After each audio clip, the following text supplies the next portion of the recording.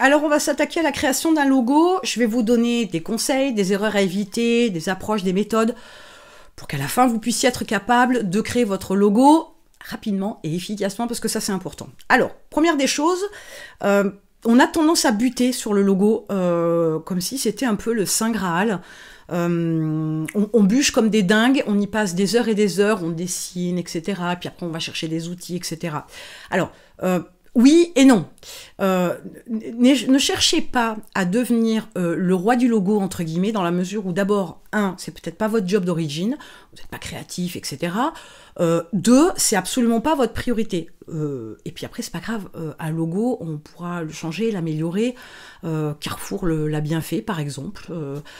Total, pour ne citer que. Donc, vous inquiétez pas, le logo, c'est pas que c'est pas important, c'est que c'est quelque chose sur lequel vous ne devez pas perdre des heures et des heures, sur lequel vous ne devez pas buter, pas bloquer. Donc, si vous n'arrivez pas à faire votre logo, vous le mettez de côté, vous passez à autre chose, vous y revenez plus tard. Il y a beaucoup de choses à faire sur un blog, donc c'est pas le boulot qui va vous manquer. Mais ne bloquez pas là-dessus. Moi, j'ai vu des gens ne rien faire pendant 15 jours parce qu'ils n'avaient pas de logo. Ça n'a aucun sens. Il y a plein de choses à faire. Donc, avancer, il y a beaucoup de choses à faire, beaucoup de contenu à créer. Donc, c'est pas quelque chose qui doit vous arrêter, absolument pas.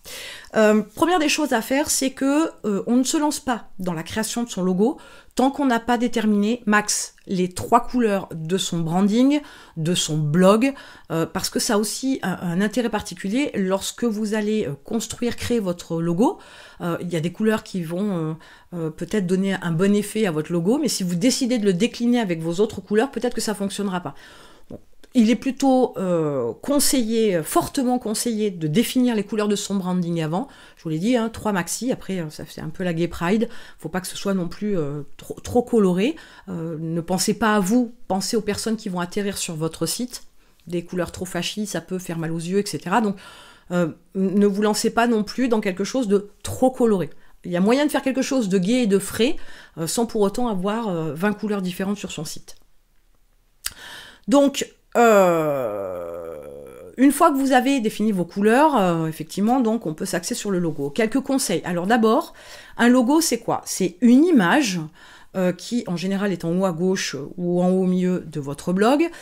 C'est quelque chose une image que vous allez reprendre pour vos icônes, peut-être dans les images de profil de vos comptes de réseaux sociaux. Donc ça va être en tout petit. Bref, vous avez compris, l'idée, c'est que le logo, c'est jamais en gros. Donc ça veut dire quoi? Ça veut dire que on n'y met pas de texte à l'intérieur. S'il faut grossir un logo pour voir le texte, ça n'a pas de sens. 1 lettre, 2 lettres, 3 lettres éventuellement, mais ne rajoutez pas de texte, on ne le verra pas, donc ça sert à rien. 2, ne surchargez pas votre logo. Il y a des gens qui mettent tout un tas de petits détails et tout. Oui, mais là je fais ci, là je fais ça, là je fais ci, là ça rappelle ça. Non. Plus c'est simple, mieux c'est. Alors, avec un peu d'humour, je dis toujours que derrière un écran, donc il y a des hommes, des femmes, des petits, des grands, des vieux, des jeunes, des intelligents, etc. Toute la planète est derrière, entre guillemets, un écran, ordi, PC, tablette ou smartphone. Mais j'ai cette expression, j'utilise l'expression de « c'est des blondes de 5 ans ». Pourquoi? Parce que derrière un écran, on est tous pareils. On lit des mots, on voit les mots, on les lit, on voit des images et on a une interprétation qui se fait de manière automatique. On réfléchit beaucoup moins derrière un écran. Du coup, il faut que vous pensiez aux personnes qui vont atterrir sur votre blog. Quand elles vont arriver dessus, il faut que ce soit simple. Il faut que ce soit compréhensible. Il faut que ce soit facile à utiliser. D'accord? Donc pensez toujours que de l'autre côté de l'écran, il y a une blonde de 5 ans, et à partir de là, vous allez pouvoir simplifier aussi votre blog. Et ça, c'est non négligeable. Et bien, du coup, vous allez aussi simplifier votre logo. Ça, c'est un autre conseil. Plus c'est simple, mieux c'est. Moins il y a de fioritures, moins il y a de texte, enfin, pas du tout d'ailleurs, mieux ce sera. Regardez, je sais pas moi, Nike par exemple, il a cette espèce d'aile là qui ressemble à une virgule. C'est on ne peut plus simple. Regardez Apple avec sa pomme. Des fois, il n'y a pas besoin d'aller chercher midi à 14h. Pour autant, faut qu'il y ait une cohérence avec le sujet de votre blog.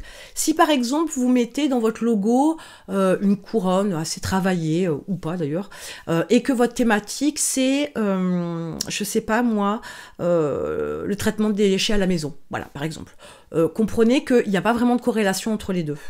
On peut devenir le roi du recyclage, par exemple, je l'entends bien, mais quand on va voir le logo, on va pas penser, on va pas faire la corrélation avec le sujet de votre blog.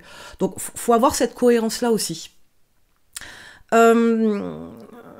Donc ne le surchargez pas en couleur, je vous l'ai dit tout à l'heure. Oubliez tous les petits détails, hein. S'il faut grossir comme ça le logo pour voir tous les petits détails à l'intérieur, aucun intérêt. Si vous y mettez, je vous l'ai dit, une histoire, un petit rappel de quelque chose dans votre vie, je vous rappelle qu'il y a la blonde de 5 ans de l'autre côté, elle, l'interprétation, ça le fait pas. Ça marche pas. Vous pouvez tout essayer, même au niveau de l'écriture, dans vos contenus, faire de l'humour, du sous-entendu, enfin de l'humour de base, mais vous faites du sous-entendu, du jeu de mots, etc. Je vous garantis que ça passe pas. Vous aurez beau essayer, ça le fait pas. Donc, dans votre approche du logo, une fois que vous avez tout ça, maintenant vous passez à la créa. Donc je vous l'ai dit, ça ne doit pas vous prendre 10 heures, hein, la création d'un logo. Si ça ne le fait pas, vous mettez de côté, et à un moment donné, il y a des choses, votre cerveau il va faire son job, hein, il finira par vous trouver quelque chose, vous jetez les infos, et à un moment donné, il faut vous pencher dessus, et vous allez partir à la recherche de méthodes. Donc, première méthode, vous le faites vous-même. Problème, c'est que vous allez aller chercher des outils pour faire ça. Si vous n'êtes pas graphiste, si le design, point trop n'en faut, si vous ne maîtrisez pas des outils assez qualitatifs quand même pour pouvoir aussi retravailler, décliner votre logo comme par exemple Photoshop, je vous rappelle quand même que votre job, ce n'est pas de devenir graphiste. Donc si vous perdez déjà du temps à chercher un outil et puis à essayer de le prendre en main et de vous améliorer dans l'utilisation de l'outil, comment vous dire que vous perdez un temps fou complètement inutile? Donc, oui, alors vous avez des outils comme Canva, mais ça reste très basique hein, quand même. Hein, je veux dire, on ne peut pas vraiment travailler un logo en profondeur, même si on a tout un tas d'éléments et de fonctionnalités. Ça ne va pas suffire. Enfin, ça ne va pas suffire. Ça peut, mais c'est peut-être un peu léger. Sachant que, attention, on se détend, c'est que le logo, si vous estimez qu'il n'est pas terrible, mais voilà, vous le lancez et que plus tard vous avez envie de le changer, par exemple, on se détend, hein. Des marques comme Carrefour, comme Total, c'est des sociétés monstrueuses, elles ont changé leur logo en cours de route. Donc il n'y a pas bord d'homme, il n'y a pas catastrophe, ça peut être changé plus tard. Mais l'idée, c'est quand même de partir sur une bonne base. Mais vous verrez qu'en général, avec le temps, il s'affine, je trouve qu'en général, on travaille son logo avec le temps et on lui apporte de la qualité. Mais ne vous fiez pas à ça, partez déjà avec un logo et puis vous verrez par la suite. Alors, cette approche-là est bien, mais je vous dis, elle nécessite quand même d'être créatif, puis d'avoir de bons outils pour faire quelque chose qui tient la route, mais ça va vous prendre du temps. Ce n'est pas le but. Vous ne devez pas passer 40 heures à créer un logo, ça n'a pas de sens. L'étape d'après, c'est que vous vous dites, ok, dans ce cas-là, je fais appel à un prestataire. Alors, vous avez des plateformes comme Up, comme Malt, etc. Vous allez trouver des prestataires, des graphistes, qui savent, dont c'est le métier, faire un logo et de préférence de qualité. Mais ça peut être une option. Lui va vous faire des propositions et puis vous allez choisir. Bien évidemment, il faut avoir déjà une idée de ce que vous voulez. Hein. Vous ne pouvez pas lui lâcher l'info en lui disant voilà, je veux un logo, voilà ma thématique et roule ma poule. Non, il va falloir un peu les couleurs, lui dire un petit peu ce que vous avez en tête, l'approche que vous avez avec votre blog. C'est toujours plus intéressant de le nourrir pour nourrir sa créativité. Vous avez ensuite la possibilité d'utiliser des outils en ligne. Alors là, il y a deux approches. Il y a des outils en ligne aujourd'hui qui vous permettent de donner le nom de votre business, donc de votre blog, la thématique, etc. Et qui va vous proposer 5, 10, 15, 20 types de logos que vous pourriez choisir. Ça, c'est une option, c'est une possibilité. Il y a des choses qui sont plutôt bien, d'autres moins bien, mais pourquoi pas si c'est quelque chose qui vous tente. Mais une fois de plus, n'y allez pas alors que vous êtes à zéro, que vous n'avez réfléchi à rien. Une fois de plus, ça n'aura pas de sens. Et ensuite, vous avez des outils qui révolutionnent un petit peu l'approche aujourd'hui. C'est des outils agrémentés de l'intelligence artificielle. Il y a de très fortes chances que vous ayez des logos plus travaillés, plus délicats, plus fins, moins grossiers, moins bas de gamme, si je peux me permettre l'expression. Alors attention, ne confondez pas un outil d'IA pour un logo et un outil d'IA pour créer des images. Là, on est sur autre chose. Hein. Donc il y a des générateurs de logos avec l'intelligence artificielle, enfin, le système, l'outil inclus à intégrer l'intelligence artificielle. Là, vous aurez des choses beaucoup plus, voilà, je vous dis beaucoup plus fines, etc. Ça peut être intéressant. Là où c'est bien aussi, c'est que c'est assez rapide et qu'il suffit de modifier certaines infos pour pouvoir décliner ensuite votre logo. Sachez une chose, quand même.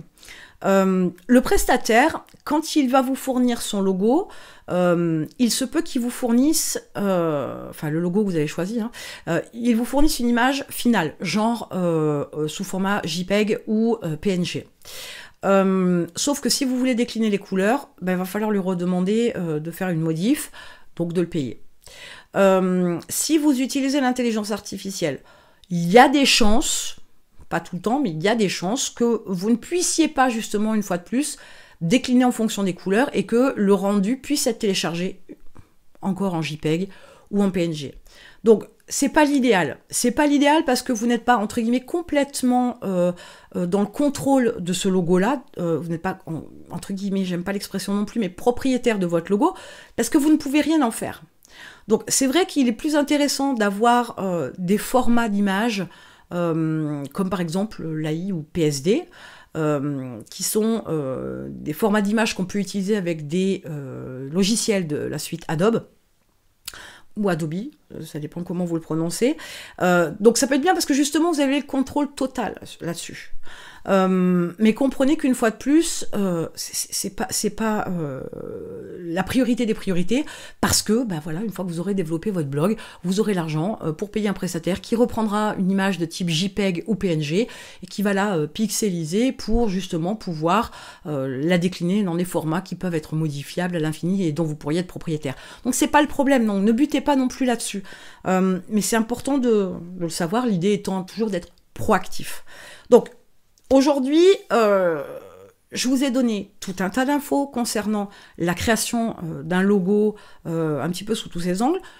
Oui, je vous conseille d'utiliser un outil en ligne avec l'intelligence artificielle parce que ça ira 10 fois plus vite, 100 fois plus vite. Vous n'avez pas de temps à perdre sur votre logo. Ce n'est absolument pas une priorité. Oui, c'est un élément important, mais oui, vous avez le droit à l'erreur, oui, vous pourrez le changer, et non, c'est pas quelque chose qui doit vous bloquer pour continuer à avancer. Ça, c'est une certitude.